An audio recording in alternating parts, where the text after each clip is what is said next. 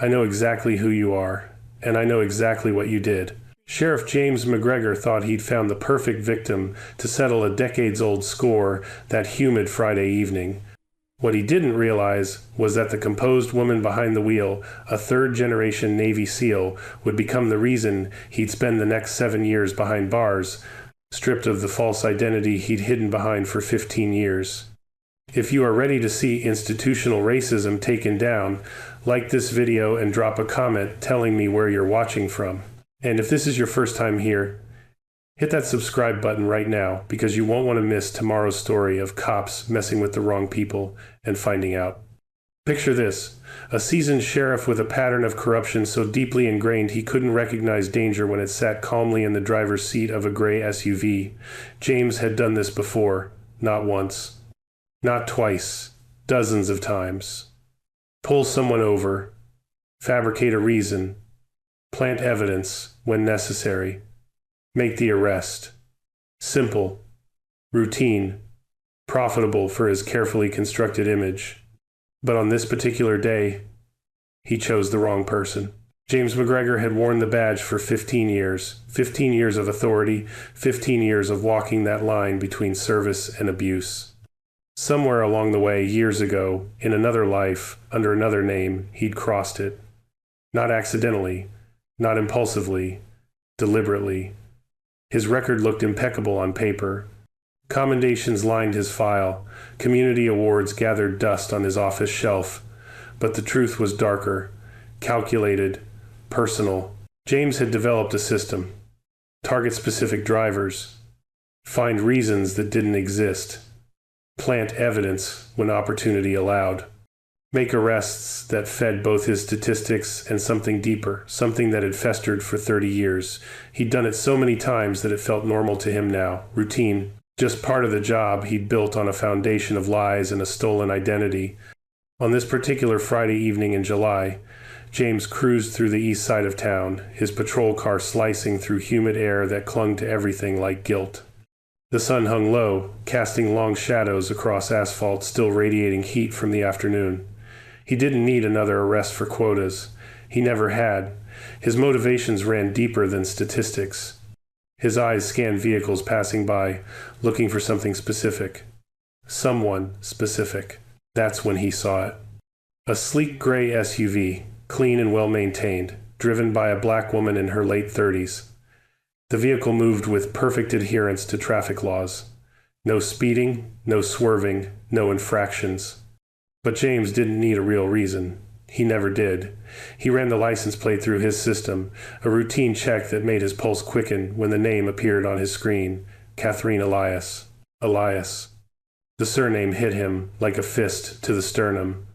30 years of buried rage crystallized in that moment. He'd waited, watched, built his false identity and his corrupted authority for exactly this kind of opportunity. The woman driving that SUV carried a name that haunted him.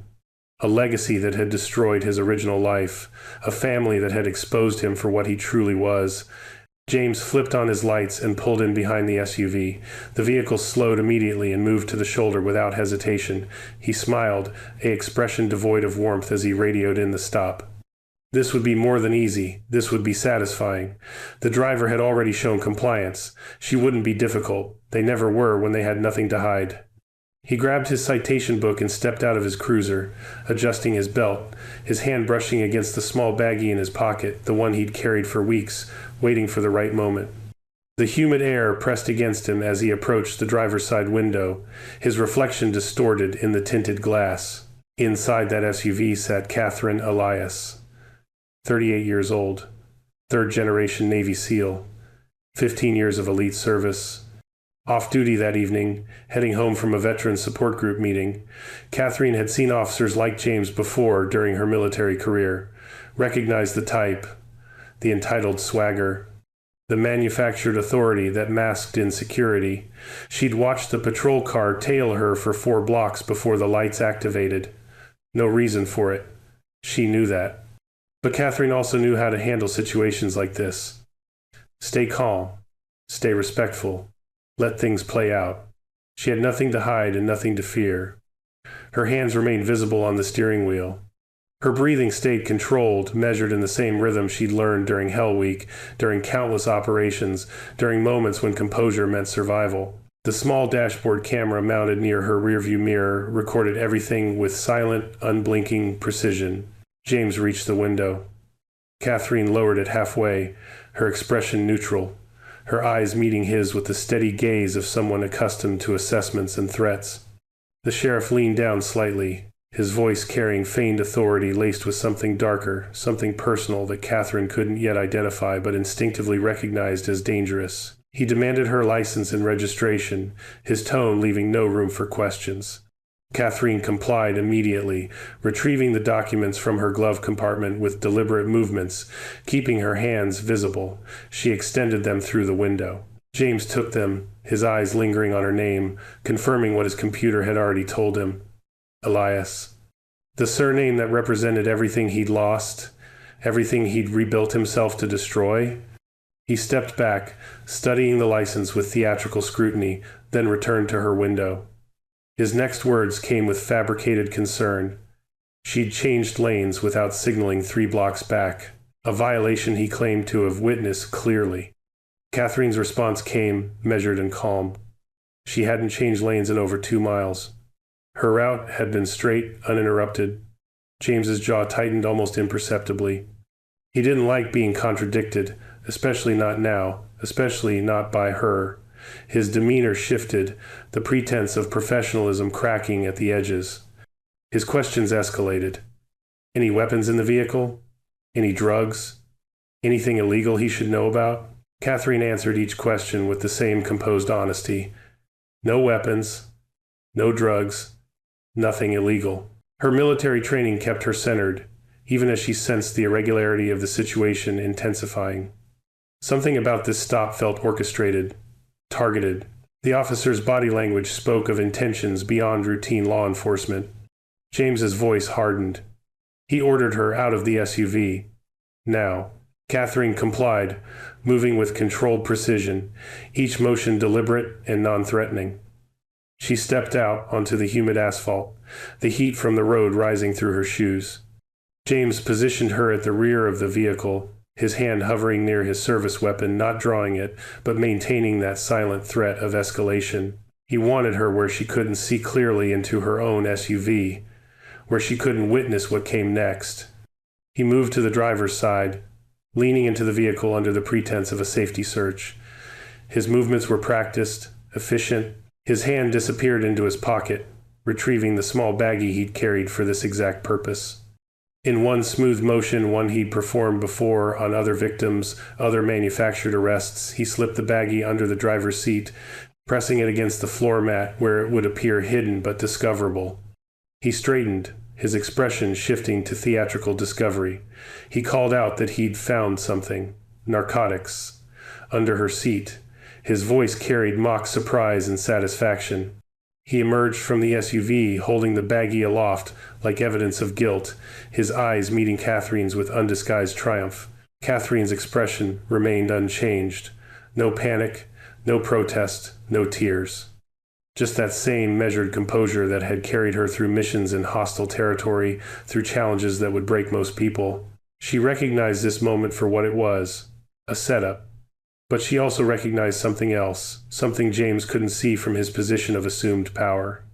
The small camera mounted in her SUV had recorded everything, every movement, every planted piece of evidence, every calculated second of his corruption. James declared her under arrest for possession of illegal narcotics. He approached with handcuffs, his satisfaction evident in the slight curve of his mouth.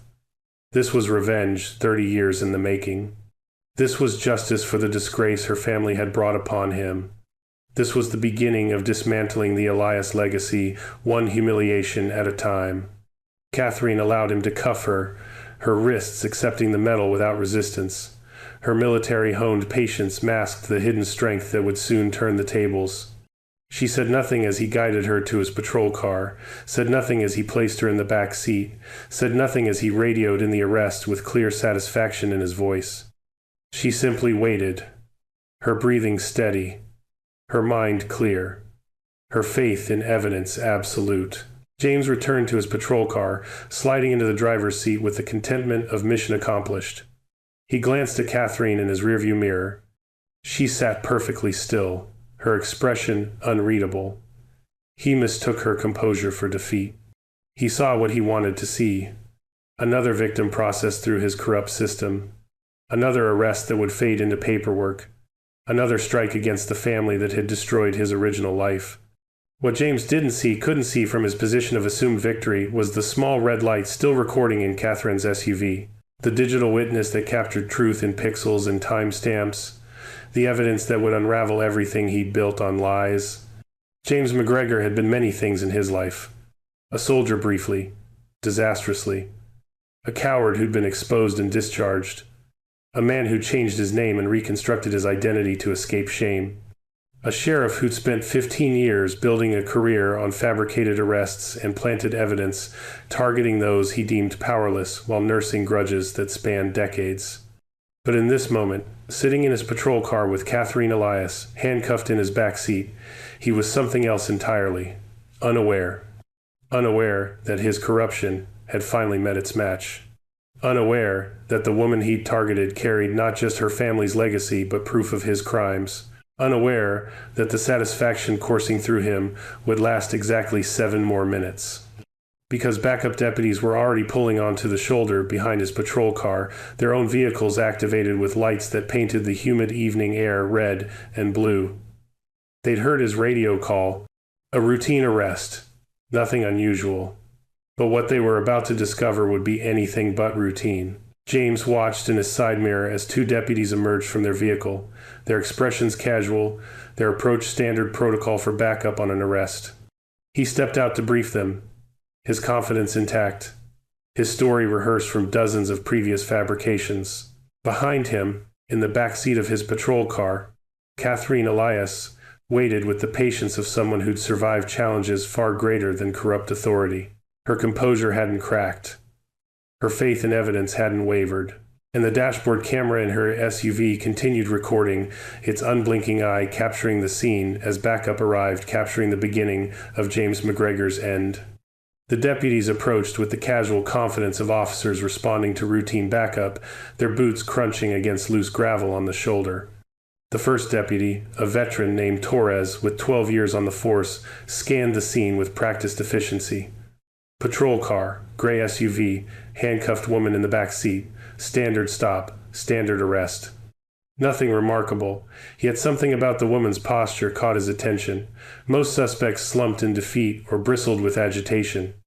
This woman sat perfectly still, her spine straight, her breathing controlled, her eyes focused forward with an intensity that suggested waiting rather than resignation. The second deputy, younger but observant, moved toward the SUV while Torres approached James. The sheriff launched into his briefing with rehearsed smoothness. Routine traffic stop, lane violation, consent to search, though no consent had been given, discovery of narcotics under the driver's seat. His words flowed with the confidence of repetition, each phrase polished through dozens of similar fabrications. Torres nodded along, his expression neutral, but his eyes tracked James's body language. Something felt slightly off. Not wrong enough to raise immediate alarm, but off. Like a note played a half-step flat in an otherwise perfect melody. The younger deputy peered through the SUV's windows, his flashlight beam cutting through the vehicle's interior. He noted the immaculate condition, no clutter, no disorder, no signs of drug use or criminal activity. The dashboard camera mounted near the rearview mirror caught his attention. He straightened, called out to Torres about the camera. Torres's interest sharpened. Dashboard cameras were becoming common, but their presence complicated arrests, especially arrests that relied on officer testimony as the primary evidence. James's confidence flickered. Just for a moment. Just long enough for Torres to catch it. The sheriff dismissed the camera's relevance with forced casualness, but his hand moved to his belt, an unconscious gesture of defensive posture. Torres filed that observation away and moved to the patrol car, approaching the rear window, where Catherine sat with that same unsettling composure. He spoke through the glass, his voice carrying the professional neutrality of someone gathering information rather than making accusations. Asked if she understood why she'd been arrested. asked if she'd consented to the search, asked basic questions that would normally yield frustrated denials or tearful protests. Catherine's responses came measured and clear. She understood the charges. She had not consented to any search. She had committed no violations. And she suggested calmly, without accusation or anger, that they check her dashboard camera for the complete recording of the stop. Her tone carried no desperation, no pleading, just the quiet authority of someone presenting evidence rather than making claims. Torres exchanged glances with his partner. The younger deputy was already moving back to the SUV, confirming the camera's presence, noting its angle and position. It would have captured everything. The entire stop. Every moment from the initial approach to the arrest. Torres felt that off-note sensation intensify into something more concrete. Suspicion. James stepped forward, his voice rising slightly as he insisted the camera was irrelevant, that his report would reflect the facts, that backup wasn't necessary for a simple possession arrest. His words came faster now, his carefully constructed authority beginning to crack under scrutiny. Torres held up a hand, his gesture polite but firm. They would check the camera. Standard procedure when equipment was present. Nothing personal. Just protocol. The younger deputy retrieved a laptop from their patrol vehicle, connecting cables as Torres requested access to the camera's footage. Catherine provided the access information through the patrol car window, her voice steady, her instructions precise, the kind of precision that came from military briefings and operational planning. Torres noted that too. This woman wasn't just calm, she was trained. They transferred the footage roadside, the laptop balanced on the SUV's hood, while both deputies leaned in to watch. James stood to the side, his hands on his belt, his expression shifting between confidence and concern. The video began playing. The timestamp marked the moment James's patrol lights activated. The footage showed Catherine's SUV moving steadily in its lane, no deviation, no infraction. Torres's expression hardened. They watched James approach the window, watched the exchange of documents, watched him fabricate the lane violation, watched Catherine's calm denials, watched James order her from the vehicle. And then in crystalline digital clarity, they watched James lean into the SUV, watched his hand disappear into his pocket, watched him retrieve a small baggie, watched him place it deliberately under the driver's seat, watched him straighten and announce his discovery with theatrical satisfaction. The silence that followed lasted exactly 4 seconds. 4 seconds in which Torres and his partner processed what they'd witnessed. 4 seconds in which their professional understanding of the situation underwent complete reversal. 4 seconds in which James McGregor's 15-year career built on corruption met irrefutable evidence of its methods. Amid the unfolding drama, one might wonder, do you think dashboard cameras should be mandatory for all drivers? Drop yes or no in the comments below, along with why you feel that way, and share this story to spark the conversation. Torres straightened, his hand moving instinctively to his radio as he called for supervisory response. His voice carried none of its earlier casualness, code phrases that indicated officer misconduct. Urgent but controlled, the younger deputy moved to the patrol car. His expression transformed from routine backup to active investigation. He opened the rear door, his tone shifting to something gentler, more respectful. He asked Catherine if she was injured, if she'd been mistreated. Standard questions for potential civil rights violations. Catherine's responses remained measured, but now she added context. She identified herself. Navy SEAL. 3rd generation. 15 years of service. Multiple deployments. Decorated veteran. The words landed like revelation, transforming her from anonymous suspect to honored service member. The deputy's expression shifted to something approaching horror as he realized James hadn't just targeted a random civilian, he'd targeted military elite. James's protests began then. Loud, defensive, claims of camera malfunction, of misunderstanding, of context that the footage didn't capture. His voice rose with each protestation, each denial, each desperate attempt to reframe what the video had documented with perfect clarity. Torres approached him with professional calm that masked barely controlled anger. Sheriff or not, badge or not, What they'd witnessed on that footage constituted multiple felonies: evidence tampering, false imprisonment, civil rights violations, abuse of authority. Supervisors arrived within 8 minutes, their vehicles adding more lights to the scene that now resembled less a routine stop and more a crime scene, because that's what it had become. A supervisor reviewed the footage on the laptop, his jaw tightening with each second of playback. He ordered James to remove his duty belt, standard procedure for officers under investigation. James complied, his movements stiff, his face draining of color as reality crystallized around him. They asked for his service weapon, his badge, his credentials. Each request stripped away another layer of the authority he'd wielded so corruptly for 15 years. Catherine was removed from the patrol car, the handcuffs unlocked, with apologies that carried genuine contrition.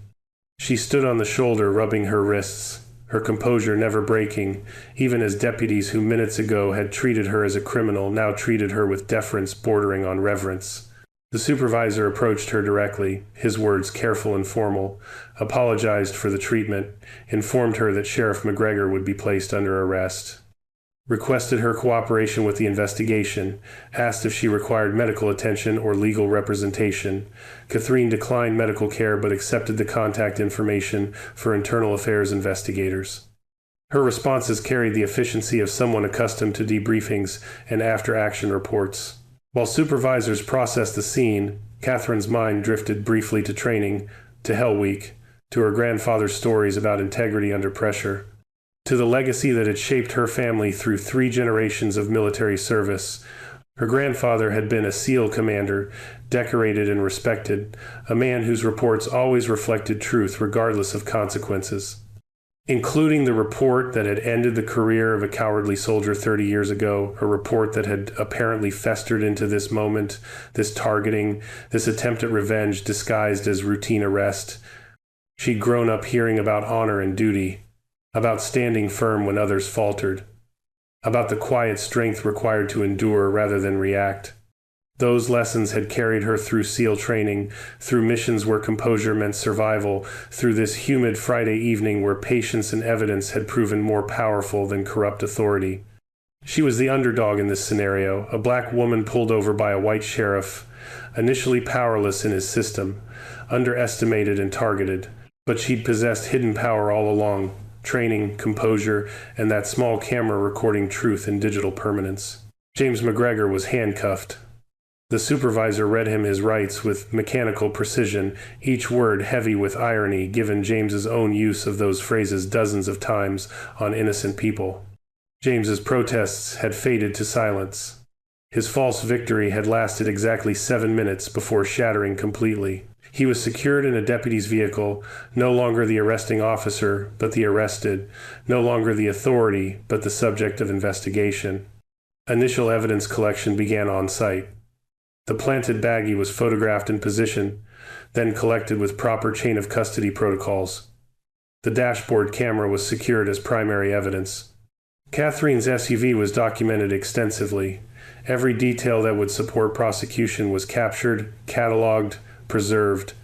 As deputies worked the scene, Torres approached Catherine with genuine curiosity beneath his professional demeanor, asked about her service, about her family's legacy, about how she'd maintained such composure. Catherine's responses came brief but revealing. She'd seen worse situations in combat zones. She'd trusted in evidence and procedure.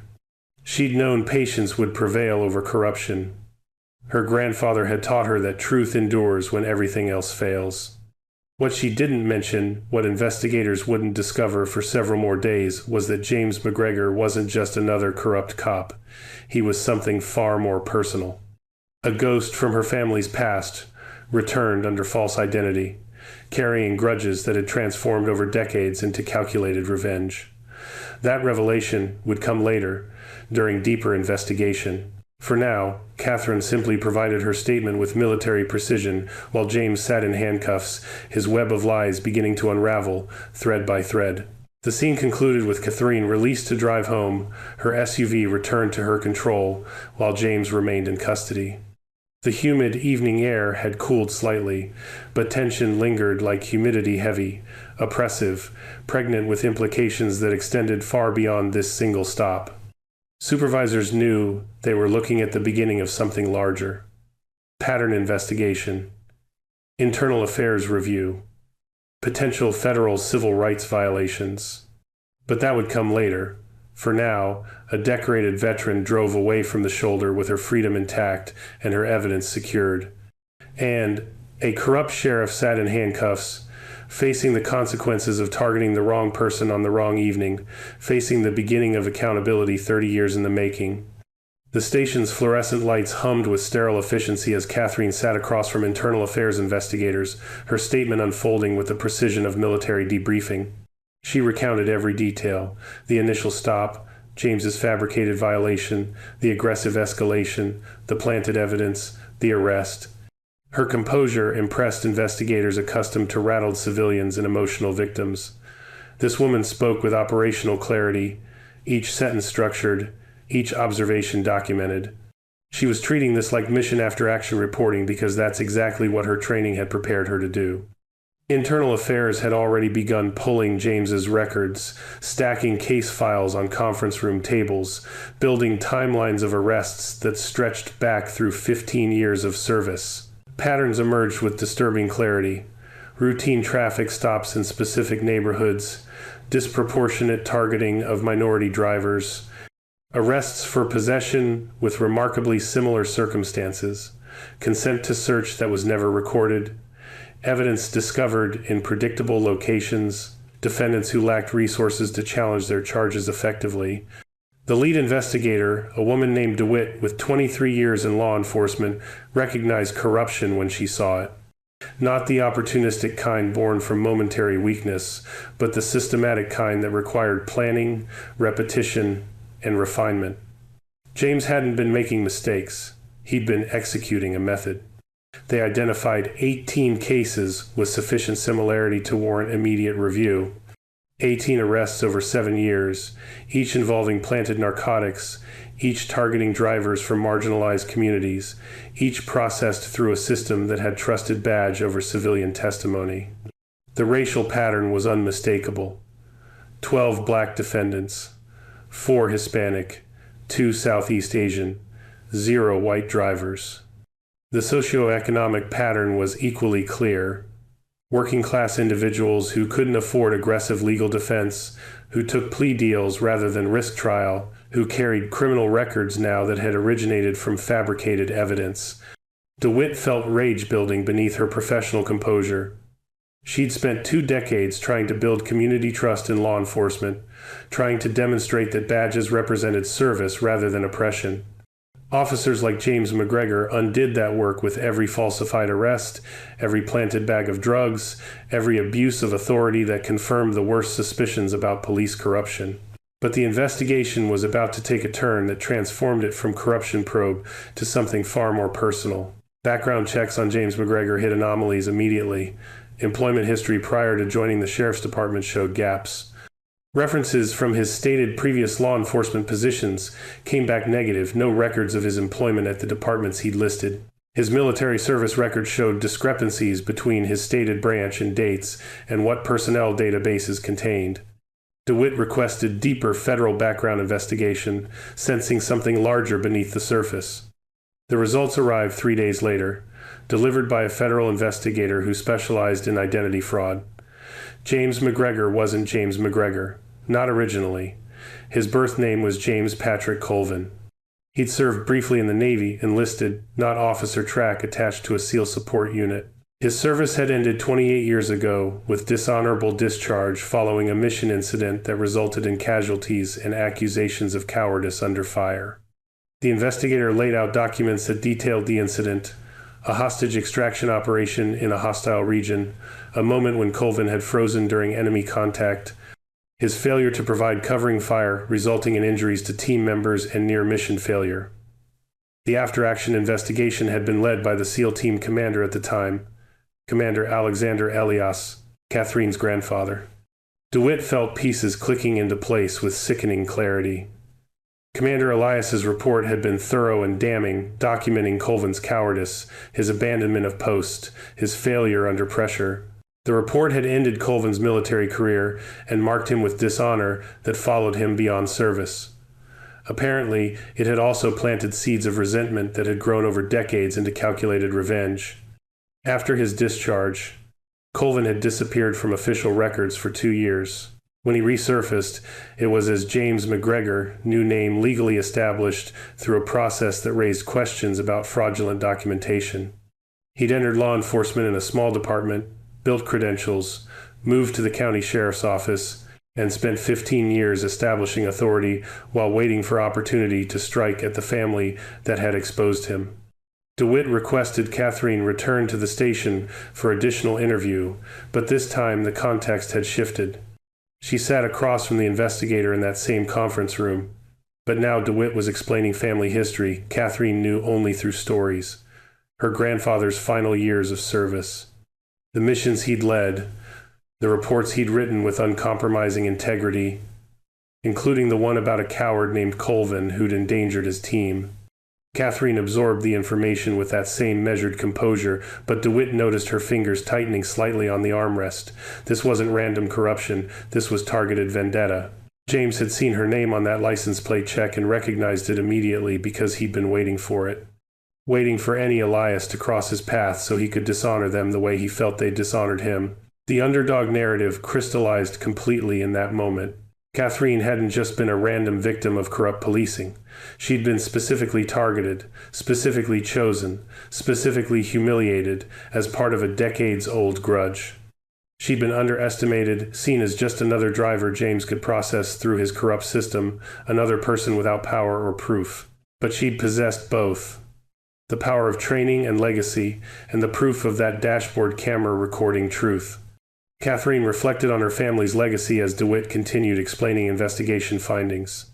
3 generations of SEALs, her great-grandfather who'd served in Vietnam, her grandfather who'd commanded operations and mentored dozens of operators, including some who'd gone on to legendary careers, her father who'd retired as Master Chief after 26 years, and herself, the first woman in the family to earn the Trident, who'd completed Hell Week, who'd deployed to hostile regions, who'd proven herself in the most demanding military environment imaginable.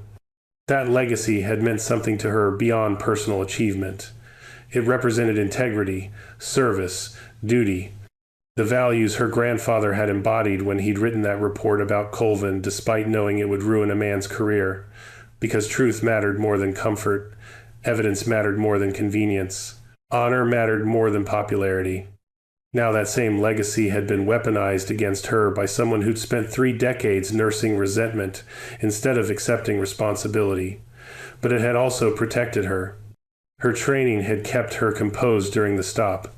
Her judgment had led her to install the dashboard camera months earlier after reading about police accountability cases. Her patience had allowed the truth to emerge rather than escalating the situation through resistance.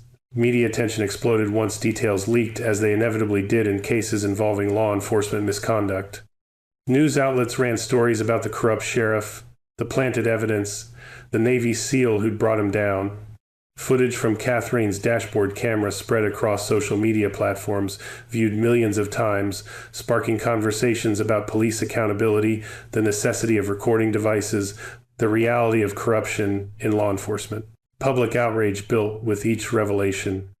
When James's true identity and vendetta motive emerged, the story transformed from police misconduct into something almost cinematic. Disgraced soldier seeks revenge on honorable family decades later, only to be brought down by evidence and composure. The narrative resonated because it contained elements people wanted to believe, that justice could prevail, that evidence mattered, that corruption could be exposed, that underdogs could triumph through preparation and integrity rather than dramatic confrontation. The sheriff's department faced intense scrutiny. How had James passed background checks with fraudulent identity? Why had his pattern of arrests not triggered earlier review? What supervision had been in place? Questions demanded answers, and those answers revealed systemic failures that had allowed corruption to flourish unchecked. Supervisors who'd signed off on James's arrests without scrutiny faced demotions and suspensions. Policies underwent immediate review, with mandates for body cameras, dashboard camera verification, and enhanced oversight of arrest patterns.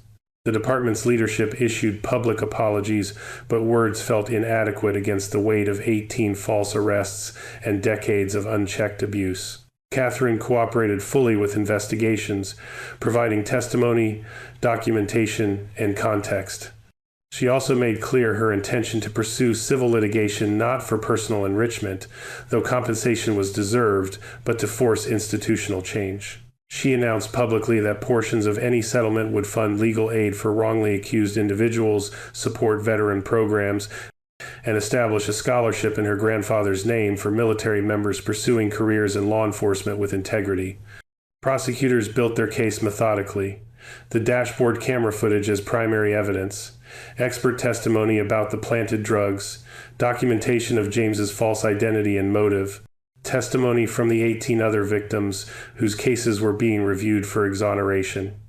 James's defense attorneys attempted damage control, but evidence was overwhelming and motive was damning. Other victims began coming forward as investigation expanded. People who'd accepted plea deals years ago because fighting seemed hopeless. People who'd served jail time for crimes they hadn't committed. People whose lives had been derailed by criminal records that originated from James's planted evidence. Their stories added weight to prosecution's case and scope to civil litigation that would follow. James remained in custody throughout, denied bail due to flight risk and the severity of charges. His protests had evolved from denial to claims of being misunderstood to eventual silence as evidence accumulated beyond challenge. His attorneys negotiated for plea deals, but prosecutors held firm. This case would go to trial. The public needed to see accountability play out completely. The investigation concluded 9 months after that humid Friday evening in July. Prosecutors filed charges on multiple counts: evidence tampering, false imprisonment, official misconduct, civil rights violations, identity fraud, and conspiracy to deprive individuals of their constitutional rights. Each charge carried substantial prison time. Combined, they represented justice long delayed but finally delivered. Catherine prepared for trial with the same meticulous attention she'd brought to military operations. She reviewed her testimony, organized documentation, coordinated with prosecutors. She also continued her work with veteran support groups, finding purpose in helping others navigate systems that could be hostile to those who'd served. In quiet moments, she reflected on the strange trajectory that had led her from that traffic stop to this moment. If James hadn't targeted her specifically, if she hadn't installed that dashboard camera, if she'd reacted with anger instead of composure, if backup hadn't arrived when they did, so many contingencies that could have altered outcomes, but they hadn't. Instead, evidence and patience had prevailed. Her grandfather's legacy of integrity had protected her even from beyond the grave through the values he'd instilled and the training that had shaped her response to crisis. The trial was scheduled to begin in late spring. James would face a jury.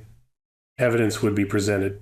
Justice would be methodically pursued through legal procedure rather than dramatic revelation, and Catherine would testify not as victim seeking vengeance, but as veteran demanding accountability. The underdog, who'd been underestimated, targeted, and humiliated, would stand before the court as the person whose hidden strength had dismantled corruption one digital frame at a time. 9 months transformed into spring, and the courthouse filled to capacity on the trial's first day. Media crews lined the exterior steps. Spectators queued for limited public seating. The case had captured attention beyond local interest, becoming a national conversation about police accountability, about corruption masked as authority, about the power of evidence to challenge institutional abuse. Prosecutors opened with methodical precision, outlining charges and evidence with a systematic approach of building an irrefutable case.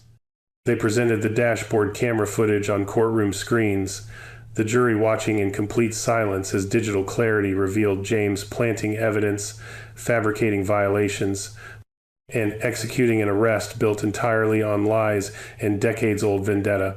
The footage ran 4 minutes and 37 seconds. Those seconds contained everything: proof of innocence, documentation of corruption, evidence of calculated revenge disguised as routine law enforcement. Expert witnesses followed. A forensic analyst testified about the planted drugs, explaining how their packaging and placement indicated staging rather than genuine concealment. A digital evidence specialist confirmed the dashboard camera footage's authenticity, chain of custody, and timestamp accuracy.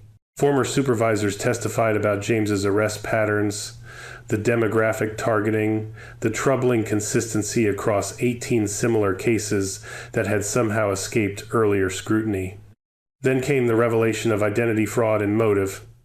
Federal investigators presented documentation of James's true name, James Patrick Colvin, his dishonorable discharge, Commander Alexander Elias's report detailing cowardice under fire that had ended Colvin's military career.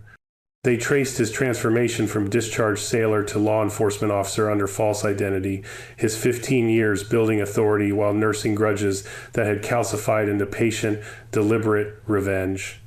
The jury absorbed this information with visible discomfort. What had seemed like routine corruption case revealed itself as something far more sinister. Generational vendetta pursued through abuse of badge, targeting an innocent woman because her surname connected her to the man who'd held a coward accountable 30 years prior. Defense attorneys attempted multiple strategies. They questioned the camera footage's context, suggesting it didn't capture audio that might have revealed Catherine's consent to search a claim, immediately dismantled by testimony that consent had never been requested. They attempted to portray James as officer following procedures under difficult circumstances, a narrative that crumbled under weight of planted evidence clearly visible on video. They suggested the vendetta interpretation was prosecutorial overreach. An argument weakened by James's own statements during interrogation, where he'd referenced finally getting an Elias before his attorneys silenced him. Nothing worked. Evidence was overwhelming. Motive was clear. Corruption was documented beyond reasonable challenge. Catherine testified on the 7th day of trial. She approached the stand with military bearing, her posture straight, her movements precise. She was sworn in and seated, facing the courtroom with the same composure she'd maintained throughout the entire ordeal. Prosecutors guided her through the events. The initial stop, her compliance, James's fabricated violations, the aggressive escalation, the planted evidence, the arrest. Her testimony carried weight beyond the words. She described her Navy SEAL training, her family's 3-generation legacy of service, her grandfather's commitment to integrity even when reporting failures meant ending careers. She explained how that training had kept her calm during the stop, how that legacy had shaped her faith in evidence and procedure, how that composure had allowed truth to emerge, rather than being buried beneath aggressive resistance that might have played into James's narrative. Defense cross-examination attempted to rattle her, to find inconsistencies, to suggest she'd somehow provoked the situation. Each attempt failed. Catherine answered every question with measured precision, her military background evident in her unshakable testimony. She was the underdog who'd been targeted, humiliated, and handcuffed, but she was also the veteran whose hidden strength had dismantled corruption through patience rather than confrontation. Other victims testified throughout the trial. 18 individuals whose arrests had followed identical patterns to Catherine's, fabricated stops, planted evidence, processed through a system that had trusted badge over truth. Their testimonies added scope to the prosecution's case, demonstrating that Catherine's experience wasn't an isolated incident but pattern of systematic abuse. Many testified with emotion they'd suppressed for years, finally able to speak truth now that evidence supported them rather than contradicting them. The prosecution rested after demonstrating beyond doubt that James Patrick Colvin, had abused authority repeatedly, targeted innocent people systematically, and pursued personal vendetta through corruption of his sworn duty. The defense presented minimal counter-evidence because none existed that could challenge dashboard camera footage, federal identity fraud documentation, or testimony from 19 victims whose experiences formed undeniable pattern. Closing arguments synthesized weeks of testimony into clear narrative. Corrupt officer pursued decades-old revenge through abuse of badge, targeting innocent woman because of her family name, only to be undone by evidence he'd failed to anticipate and composure he'd failed to break. Justice demanded accountability. The jury needed to send message that badges didn't grant immunity from consequences. that corruption wouldn't be tolerated regardless of motive, that victims deserve vindication and society deserved protection from those who'd betrayed their oaths. Jury deliberations lasted 3 hours and 14 minutes. When they returned, the four-women delivered verdicts with steady voice that carried weight of civic duty fulfilled. Guilty on evidence tampering, guilty on false imprisonment, guilty on official misconduct, guilty on civil rights violations, guilty on identity fraud, guilty on conspiracy to deprive constitutional rights, guilty on every charge prosecutors had brought. James sat motionless as verdicts were read, his expression vacant, his carefully constructed life collapsing completely around him. The authority he'd wielded so corruptly had been stripped away months ago. Now his freedom would follow. Sentencing came 2 weeks later. The judge, a woman who'd spent 30 years on the bench and had seen countless abuse of power cases, delivered her decision with controlled anger, barely concealed beneath judicial restraint. She detailed the betrayal of public trust, the abuse of authority, the targeting of vulnerable individuals, the pursuit of personal vendetta through corruption of sworn duty. She noted that James's actions hadn't just harmed 19 identified victims, but had damaged community faith in law enforcement, had reinforced cynicism about police accountability, had perpetuated exactly the kind of institutional rot that made progress impossible. 7 years in federal prison, revocation of all law enforcement credentials and certifications, permanent prohibition from any law enforcement employment, forfeiture of pension and benefits accrued during his service, mandatory restitution to victims. The sentence reflected severity of crimes and depth of betrayal. 7 years wouldn't fully compensate for damage done, but it would ensure James spent a substantial portion of his remaining viable years behind bars rather than behind badge. Civil lawsuits unfolded simultaneously with criminal proceedings. Catherine's case settled for $4.2 million, a figure that reflected not just her false arrest, but the deliberate targeting, the emotional distress, the vindication costs, and the department's systemic failures that had allowed James to operate unchecked for 15 years. She immediately donated $1.5 million to legal aid organizations focusing on wrongful arrest cases, $800,000 to veteran support programs, and established a $1 million scholarship fund in her grandfather's name for military members pursuing law enforcement careers with demonstrated commitment to integrity. The 18 other victims filed civil suits that collectively totaled over $12 million in settlements and jury awards. Some amounts were modest, tens of thousands for single false arrests. Others were substantial, hundreds of thousands for individuals who'd served time based on planted evidence, who'd lost employment, who'd carried criminal records that had destroyed opportunities. The financial impact forced departmental reforms beyond policy changes. Mandatory body cameras, enhanced oversight of arrest patterns, civilian review boards with actual authority, retraining programs focused on constitutional policing and accountability. The broader narrative that emerged from trial and settlements resonated nationally. Dashboard cameras became standard recommendation for drivers concerned about accountability. Body camera mandates expanded across departments. Conversations about police reform gained concrete examples of why oversight mattered, why evidence mattered, why blind trust in badges was insufficient protection against corruption. Catherine returned to her life, fundamentally unchanged in some ways, fundamentally altered in others. She continued her work with veteran groups, finding deeper purpose now in advocacy for those navigating hostile systems. She installed advanced multi-camera recording systems in her vehicle not from paranoia, but from validated understanding that evidence protected truth when authority proved untrustworthy. She shared her story at community forums, at law enforcement training sessions, invited by progressive departments seeking to prevent similar corruption at veteran gatherings where her experience resonated with those who'd faced institutional bias. She also maintained connection with the 18 other victims, forming informal support network for those still processing trauma of false arrests and their aftermath. Some had regained employment, some had records expunged, some were still rebuilding lives that James's corruption had damaged. But all shared validation now, legal acknowledgement that they'd been wronged, that their denials had been truthful, that the system had failed them before finally delivering justice. The department James had corrupted underwent transformation that extended beyond policy changes. Leadership changed. Culture shifted. Officers who'd enabled his corruption through willful blindness or negligent oversight faced consequences ranging from suspensions to terminations.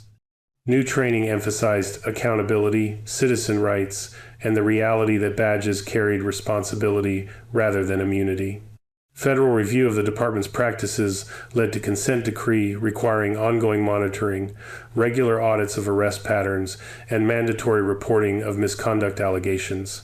The oversight would continue for a minimum of 5 years, ensuring reforms persisted beyond immediate crisis.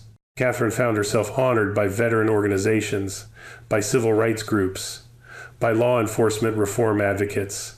She accepted recognition with characteristic humility, redirecting focus from personal triumph to systemic issues her case had illuminated. She wasn't hero for having been targeted. She was survivor who'd possessed resources, training, evidence, composure that many victims of police corruption lacked. Her case mattered because it documented corruption so clearly that denial became impossible.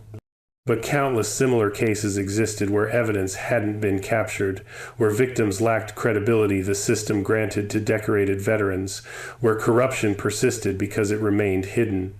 She used platforms provided by recognition to advocate for those without platforms, to demand accountability mechanisms that protected everyone, not just those whose military service granted them credibility, to push for recording technology as standard rather than exception, to insist that justice required evidence-based assessment rather than reflexive trust in authority. 2 years after that humid Friday evening in July, Catherine drove past the location where James had pulled her over. The shoulder looked unchanged, same asphalt, same guardrail, same stretch of road that had hosted her calculated humiliation and his eventual downfall.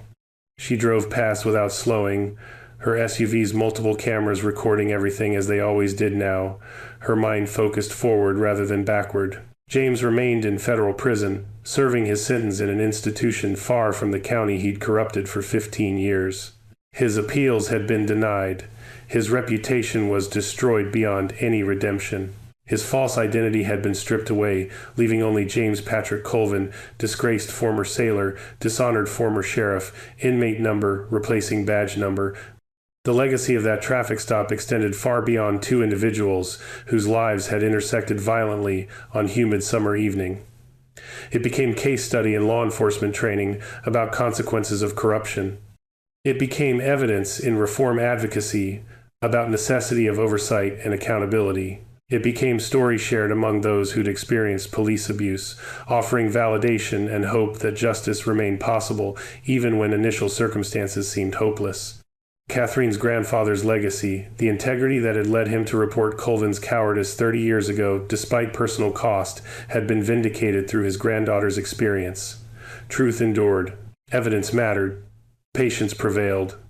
The values Commander Alexander Elias had embodied throughout his service had protected his descendant even from beyond the grave, through the training and composure they'd inspired. No one was above the law. Badges granted authority, but not immunity. Corruption could hide temporarily, but not permanently. Evidence exposed truth when human testimony proved insufficient. These weren't abstract principles. They were concrete realities demonstrated through dashboard camera footage, patient composure, and systematic investigation that had transformed calculated vendetta into cautionary tale about consequences of abuse. Catherine's story ended not with dramatic confrontation, but with quiet vindication. She'd been underestimated, targeted, humiliated, and she'd responded not with rage but with patience, not with resistance but with evidence, not with confrontation but with composure. Her hidden strength had emerged not through violence but through preparation, training, and faith that truth would prevail when given opportunity. She drove toward her future with dashboard cameras recording, with her family's legacy intact, with justice delivered methodically rather than dramatically. The underdog had triumphed. The veteran had prevailed. The woman who'd been handcuffed on fabricated charges had become the catalyst for reform that would protect countless others from similar corruption. 7 years wasn't enough time to fully compensate for James's crimes. But it was sufficient time to send message. Corruption had consequences, abuse had limits, and no amount of authority could permanently suppress truth when evidence existed to document it. The message resonated beyond single case, beyond single department, beyond single community, reaching anyone who'd ever questioned whether accountability remained possible in systems that often protected authority over truth. Catherine's resilience shined as ultimate victory, not through destruction of her abuser, but through methodical dismantling of the corrupt system that had enabled him. That victory belonged not just to her, but to every victim whose voice had been silenced by badges and fabricated evidence and institutional bias. Justice had arrived slowly but completely, and the dashboard camera that had captured it all continued recording silent witness to truth that endured when everything else failed. If you like this video, make sure to hit that like button, subscribe, and turn on the notification bell so you don't miss the next story. Share this video with someone who would appreciate it, and let's keep building this community together. And before you go, drop a comment below. I'd love to hear your thoughts on what stood out to you the most. Until next time, stay safe, stay curious, and I'll see you in the next.